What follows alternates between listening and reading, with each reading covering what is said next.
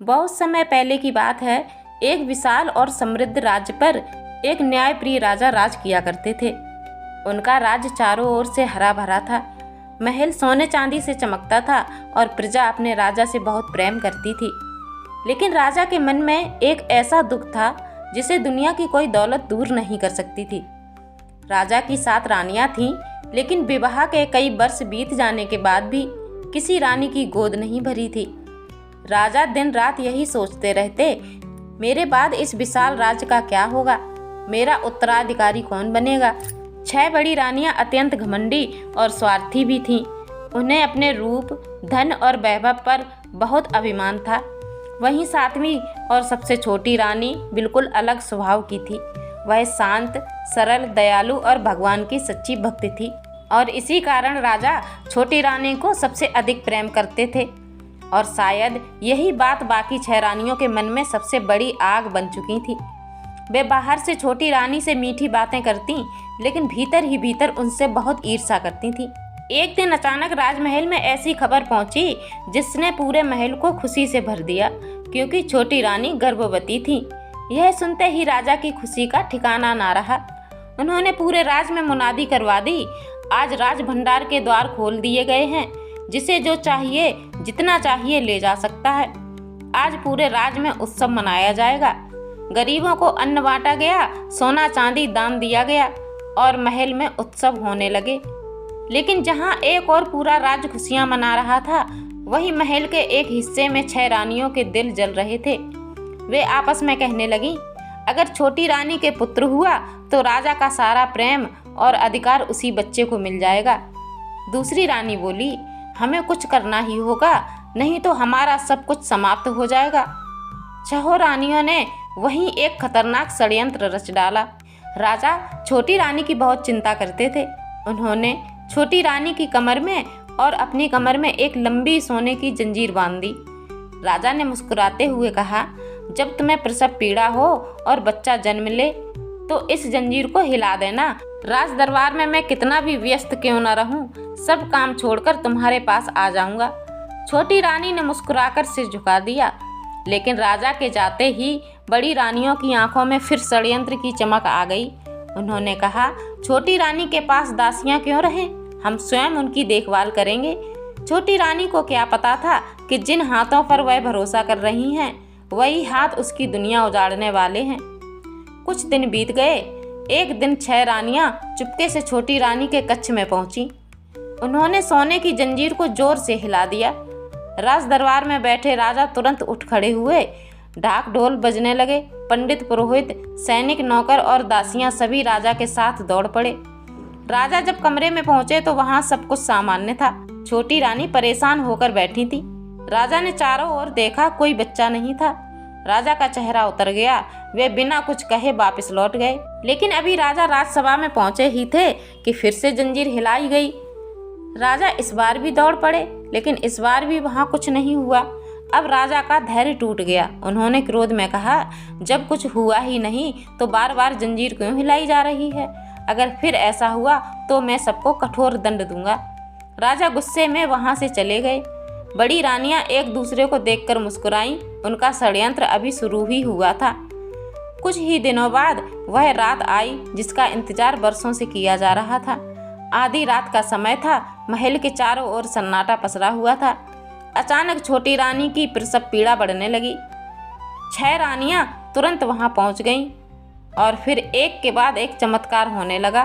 छोटी रानी ने एक साथ 7 पुत्रों और 1 पुत्री को जन्म दिया। 8 बच्चे इतने सुंदर थे कि उन्हें देखकर लगता था जैसे स्वर्ग से कोई दिव्य प्रकाश धरती पर उतर आया हो। 7 पुत्र चांद के टुकड़ों जैसे चमक रहे थे और पुत्री बिल्कुल खिले हुए चमेली के फूल के जैसी सुंदर थी। बच्चों के जन्म लेते ही पूरा कमरा किसी अलौकिक प्रकाश से भर गया। छोटी रानी ने कमजोर आवाज में पूछा, दीदी मेरे बच्चे कैसे हैं, पुत्र हुआ है या पुत्री? लेकिन 6 रानियों के चेहरों पर खुशी नहीं बल्कि घृणित मुस्कान थी। उन्होंने ताना मारते हुए कहा, हूँ कैसी संतान, तुमने तो चूहे और मेढक जैसे जीवों को जन्म दिया है। यह सुनते ही छोटी रानी को इतना बड़ा आघात लगा कि वह बेहोश होकर गिर पड़ी। और फिर 6 रानियों ने वह काम किया जिसकी कल्पना भी किसी ने नहीं की थी। उन्होंने 8 नवजात बच्चों को एक बड़े गमले में रखा, महल के पीछे बगीचे में एक गहरा गड्ढा खोदा और 8 बच्चों को जिंदा ही उसमें दफना दिया। लेकिन कहानी यहीं खत्म नहीं हुई थी। वह तो एक ऐसे रहस्य की शुरुआत थी जिसे स्वयं राजा भी नहीं समझ पाएंगे। 6 रानियां वापस आईं और रास्ते से चूहों और मेढकों के कुछ बच्चों को पकड़कर एक टोकरी में डाल लाई थी। उन्होंने वह टोकरी छोटी रानी के पास रख दी, फिर सोने की जंजीर हिला दी। राजा तुरंत रानी के पास पधारे। उन्होंने जैसे ही टोकरी खोली, उसमें चूहे और मेढक के बच्चे दिखाई दिए। बड़ी रानियां नकली आंसू बहाते हुए बोली, महाराज, हमारी बहन ने कैसे दुर्भाग्यपूर्ण संतान को जन्म दिया है। राजा कुछ पल तक उस टोकरी को देखते रहे। उनका चेहरा क्रोध से लाल हो गया। उन्होंने कभी नहीं सोचा था कि जिस संतान की उन्होंने बरसों तक प्रतीक्षा की थी, वह उन्हें इस रूप में मिलेंगी। राजा ने क्रोध में आदेश दिया, इन जीवों को यहाँ से दूर ले जाओ। इसके बाद उन्होंने छोटी रानी को भी दोषी मान लिया। उन्होंने कहा, इसे महल से बाहर निकाल दो। छोटी रानी बेहोशी और सदमे में कुछ समझ भी नहीं पाई। उनके राजसी वस्त्र उतार लिए गए। उन्हें महल से निकालकर एक साधारण दासी की तरह भटकने के लिए छोड़ दिया गया। लेकिन 6 बड़ी रानियां अपनी जीत पर बेहद खुश थीं। उन्हें लगा था कि अब उनका रास्ता साफ हो चुका है, पर उन्हें क्या पता था कि जिस सत्य को उन्होंने जमीन के नीचे दफनाया है, वही एक दिन महल की दीवारें हिला देगा। समय बीतता गया। राजा के पास सब कुछ था, लेकिन फिर भी उनके मन में अजीब सा खालीपन था। उनका मन किसी काम में नहीं लगता था। उन्होंने पूजा पाठ तक छोड़ दिया, यहाँ तक कि राजमहल का सुंदर बगीचा भी मुरझाने लगा। फूल खिलना बंद हो गए। माली कितना भी प्रयास करता, बगीचे में हरियाली लौट कर नहीं आती। लेकिन एक सुबह माली ने बगीचे में कुछ ऐसा देखा कि उसकी आंखें खुली की खुली रह गईं। जहाँ कई महीनों से एक फूल भी नहीं खिला था, वहाँ अचानक 7 सुंदर चंपा के फूल और एक अद्भुत चमेली का फूल खिला था।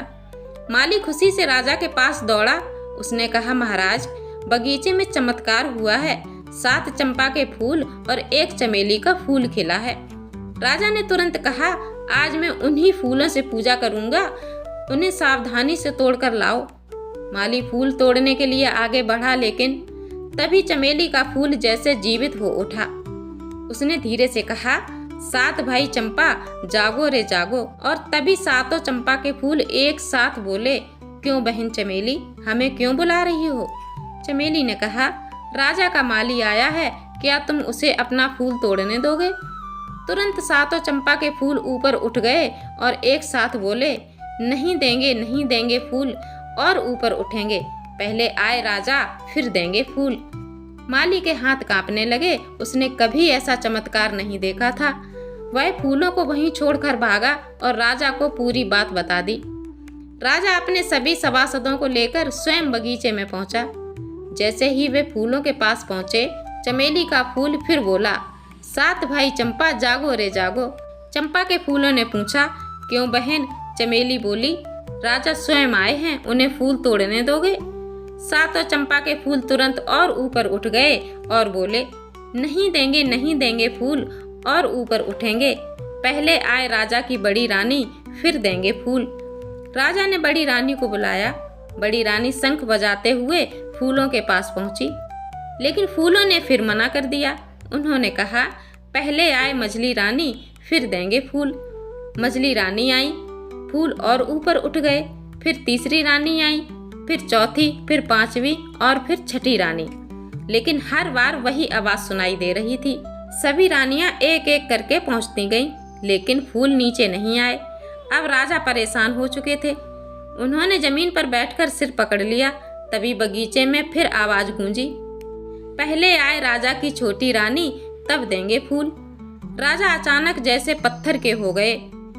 छोटी रानी, जिसे उन्होंने बरसों पहले महल से निकाल दिया था, वह कहाँ है?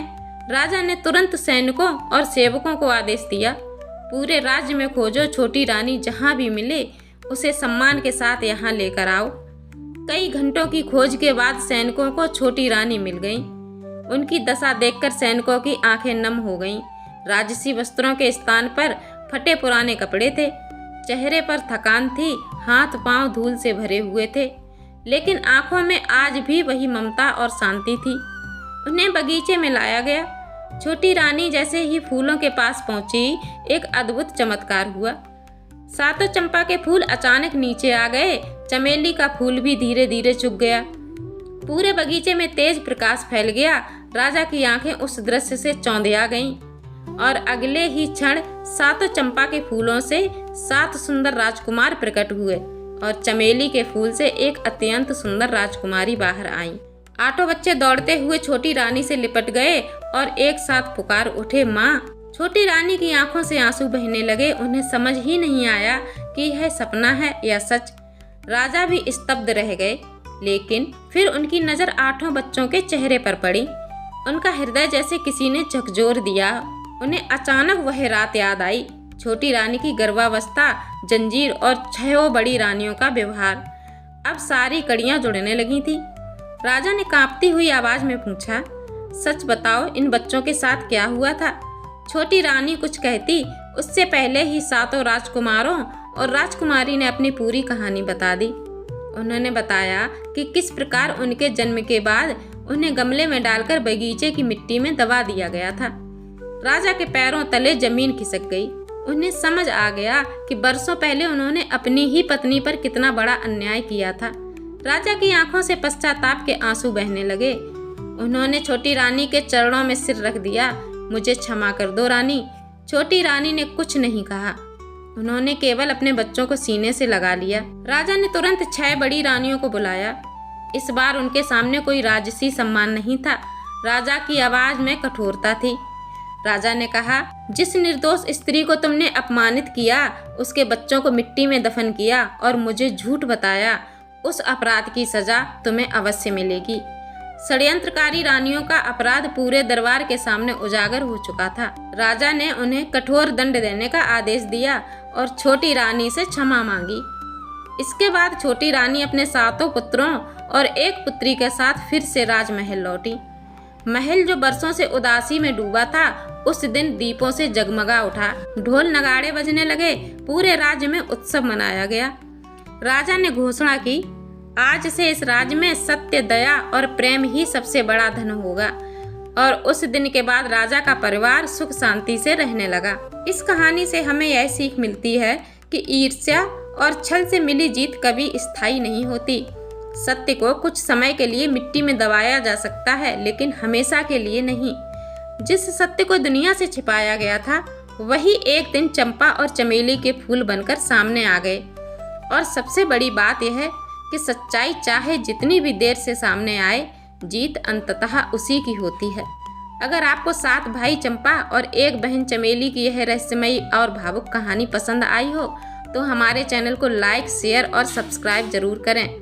ऐसी ही रहस्यमयी, भावुक और चमत्कारी कहानियों के लिए हमारे चैनल से जुड़े रहिए, क्योंकि अगली कहानी में फिर मिलेंगे एक नए रहस्य के साथ।